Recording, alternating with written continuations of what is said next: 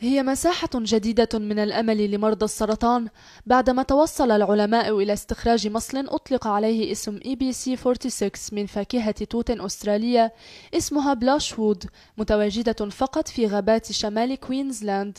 المصل هذا قادر على التخلص من الأورام السرطانية في 4 ساعات، وسيكون العلاج فعالا لشريحة واسعة من الأمراض السرطانية كالبروستات والثدي والرئة وسرطان الجلد وأورام الرقبة، وبإمكانه أن يحل مكان العلاج الكيميائي.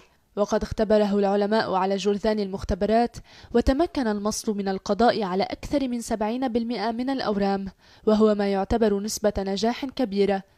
وبمراقبة آثار الورم الخبيث على الجلد، تبين أنه بعد حقن المصل يتحول مكان الورم إلى شكل الكدمة، وبعد 24 ساعة يتحول إلى اللون الأسود، وبعد يومين يتحول إلى لون باهت، وفي خلال أسبوع ونصف يزال الورم تماما ويترك محله جلدا نظيفا من أي بقع.